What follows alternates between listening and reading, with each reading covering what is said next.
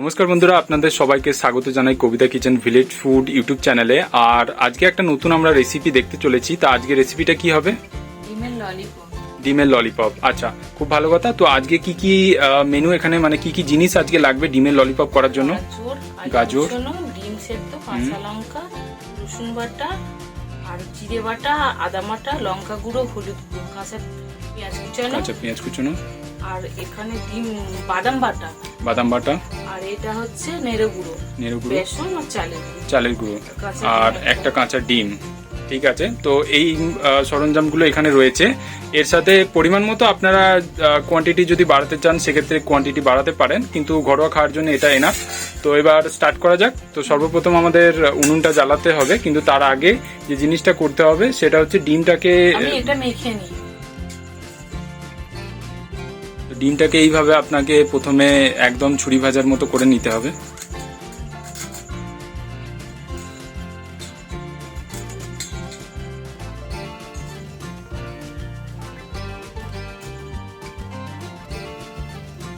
তো বন্ধুরা, ডিমগুলো এইভাবে আপনার ঝুড়ি ভাজার মতো করে নিতে হবে।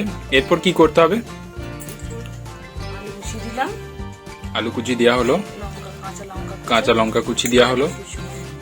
আচ্ছা, তো এই কটা জিনিস এখানে দিয়ে দেওয়া হলো। এর সাথে আর কি কি দেওয়া হবে?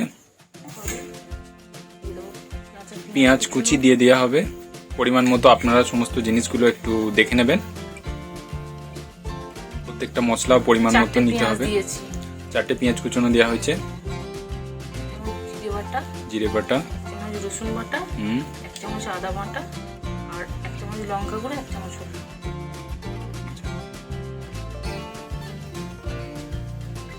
এইগুলোকে প্রত্যেকটাকে ভালো করে মাখিয়ে নিতে হবে, তাই তো? ম্যারিনেট করে নিতে হবে।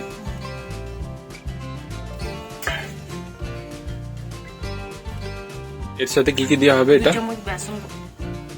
2 চামচ বেসন দেওয়া হচ্ছে, 2 চামচ চালের গুঁড়ো।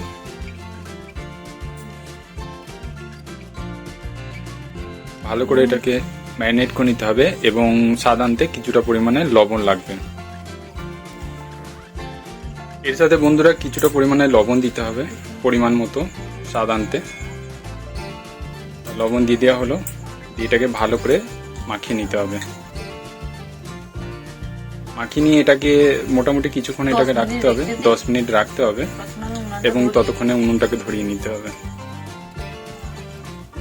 যখন এটাকে মাখবেন খুবই ভালো করে মাখতে হবে বন্ধুরা,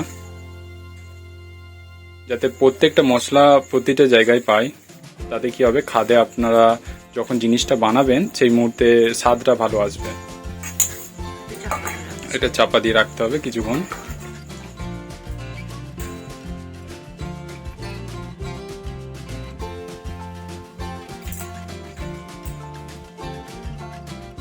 তো বন্ধুরা, এখন ডিমটাকে ফাটিয়ে নাও।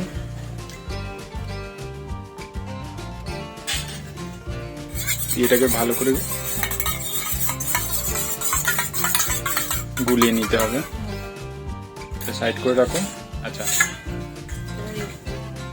আমি বাদাম গুঁড়োটা দিয়ে দিচ্ছি। এতে বাদাম গুঁড়োটা ওর মধ্যে মিশেল করে দেওয়া হলো।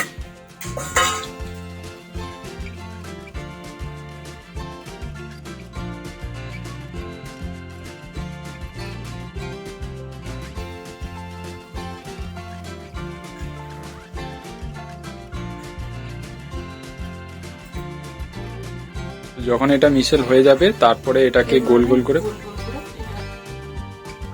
পাকিয়ে নিতে হবে।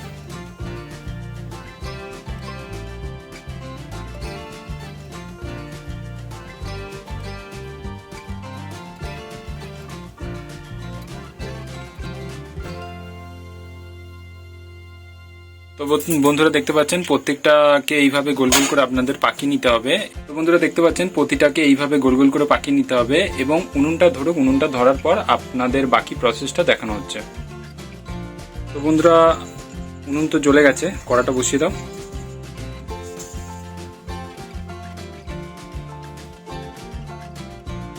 এটা হ্যাঁ, ওই দিক দিয়ে ঘুরিয়ে দাও। আর এইগুলো একটু সরিয়ে নাও, কারণ এটা কাটটা হবে। তো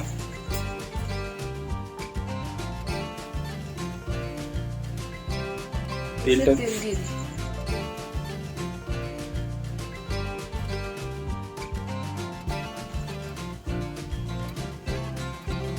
তো বন্ধুরা তেলটা তো গরম হয়ে গেছে, এরপরে কি কি করতে হবে?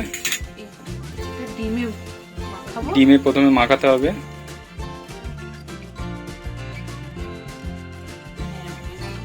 দিয়ে নেড়ে গুঁড়োই মাখিয়ে নিতে হবে, ভালো করে এটাকে মাখিয়ে নিতে হবে, মাখিয়ে নিয়ে তেলে ছেড়ে দিতে হবে।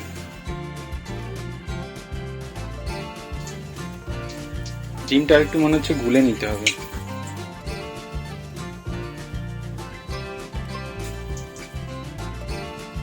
এই হয়ে যাবে।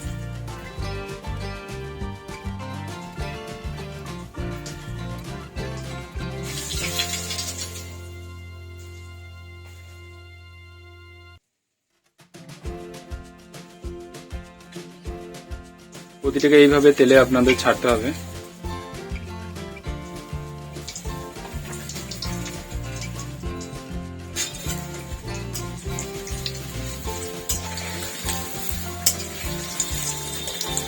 আচ্ছা, এর রংটা লাল লাল হবে তাই তো?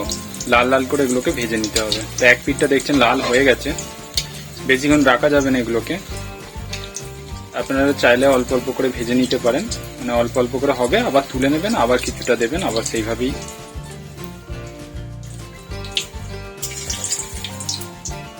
যখন এগুলো ঠিক এই রকম হয়ে যাবে তখন আপনাদের তুলে নিতে হবে।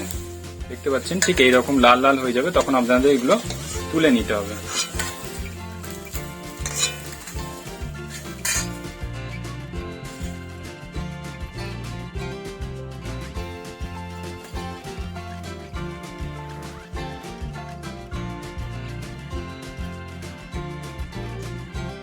বাকিগুলো এরম করে ভেজে নিই।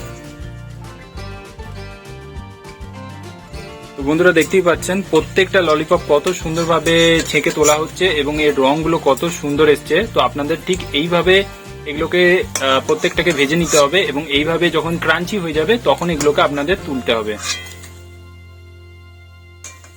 তো বন্ধুরা দেখতে পাচ্ছেন এই হচ্ছে আজকের আপনাদের মেনু, এগ ললিপপ। তো আশা করি আপনাদের ভিডিওটা ভালো লাগবে এবং দেখতেই পাচ্ছেন যে এগুলো কতটা ক্রাঞ্চি, কত সুন্দরভাবে এগুলোকে ছাঁকা হয়েছে এবং এইভাবে আপনারা ঘরে বসে খুব অনায়াসে অল্প জিনিস দিয়ে আপনারা এই মেনুটা বানাতে পারবেন। আশা করব বন্ধুরা আপনাদের আজকের ভিডিওটি ভালো লেগেছে। যদি আপনাদের আজকের ভিডিওটি ভালো লাগে তো অবশ্যই চ্যানেলটিকে সাবস্ক্রাইব করবেন এবং বেল বাটনটি টিপে আমাদের পাশে থাকবেন। তো আমরা আরেকটা নতুন ভিডিও নিয়ে খুব তাড়াতাড়ি ফিরে আসছি।